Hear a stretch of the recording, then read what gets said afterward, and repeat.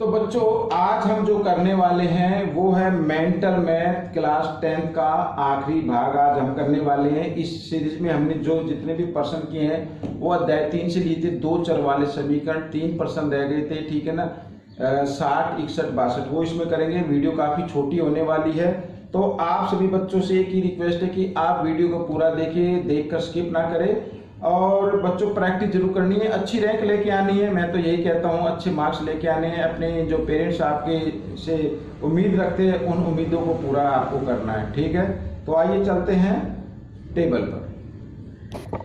बच्चों ये रहा क्वेश्चन नंबर 60 क्या कहता है, देखो रेखाओं, यहाँ पर लिखा x घटा y जमा 2, और ये जो समीकरण दिए ना इससे इस x अक्ष पर, ये x अक्ष है, ठीक है, इस पर ये त्रिभुज बना है और हमें इसका क्षेत्रफल निकालना है। तो क्षेत्रफल का फॉर्मूला क्या होता है, मैं इधर लिख लेता हूँ, त्रिभुज का क्षेत्रफल, ठीक है। फॉर्मूला क्या होता है, 1/2 आधार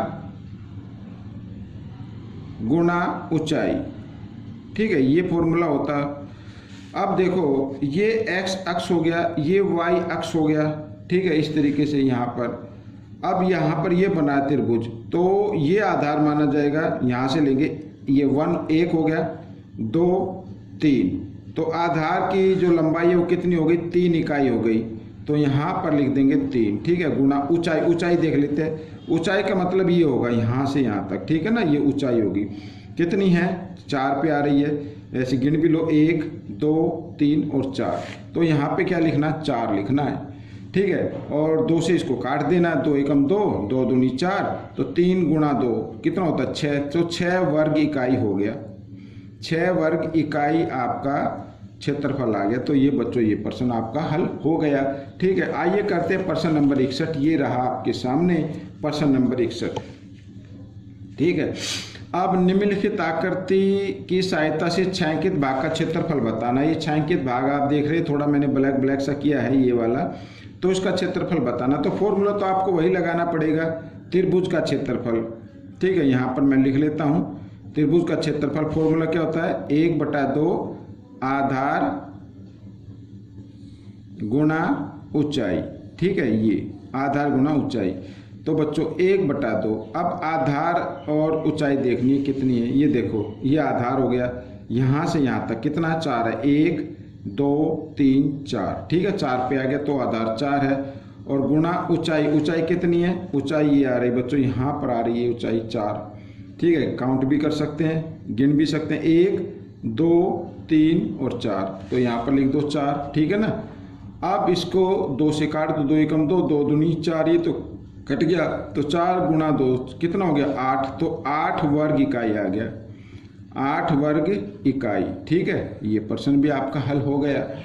अब प्रश्न नंबर 62 क्या कहता है, ये रहा, x अक्ष पर तथा y अक्ष के साथ जो त्रिभुज बने ना उनका अनुपात बताना है। तो दोनों का क्षेत्रफल बताना है पहले, ठीक है, क्षेत्रफल बताना है। अब सबसे पहले x अक्ष पर जो बना हुआ ये यहाँ पर, ठीक है, इसको मैं लिख लेता हूँ इधर, x अक्ष पर इस त्रिभुज का क्षेत्रफल निकालते हैं, ठीक है। यहाँ पर लिख देता हूँ, x अक्ष पर बने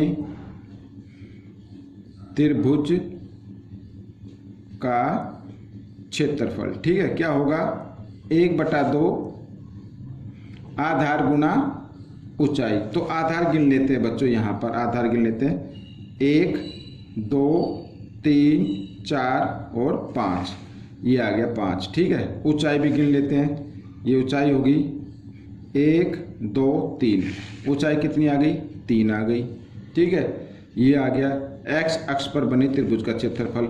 अब y अक्ष पर अनुपात बताना ना, तो यहाँ पर लिख लेता हूँ, y अक्ष पर बने त्रिभुज का क्षेत्रफल,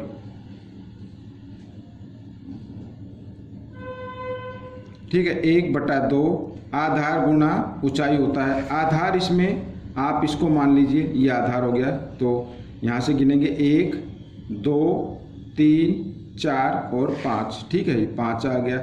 और ऊंचाई ये माना जाएगा 1 और 2, ठीक है, ऊंचाई कितनी हो गई, 2 हो गई।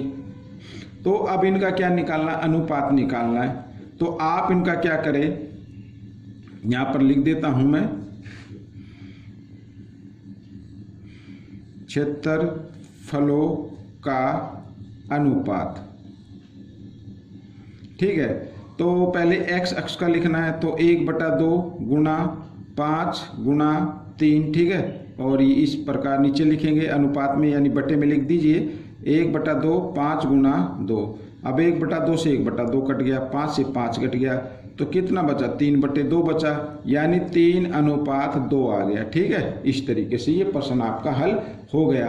तो बच्चों ये थी एक छोटी सी वीडियो, आपको कैसी लगी मुझे ज़रूर बताना। और हाँ, ये एक्सरसाइज, ठीक है, जो अध्याय था मेंटल मैथ का वो तीसरा था, 2 चर वाले समीकरण। अब आप कौन सा अध्याय चाहते हैं तो आप मुझे कमेंट्स कर सकते हैं, उसी अध्याय के ऊपर वीडियो आप सभी बच्चों के लिए बनाई जाएगी। और आप सभी बच्चे वीडियो को पूरा देखें, देखो स्किप नहीं करना है, और देखकर अच्छी रैंक जरूर लेके आनी है। ठीक है, अब मिलेंगे अगले भाग में एक नए अध्याय के साथ। तब तक के लिए आप वीडियो को देखते रहिए और प्रैक्टिस करते रहिए। वीडियो देखने के लिए धन्यवाद।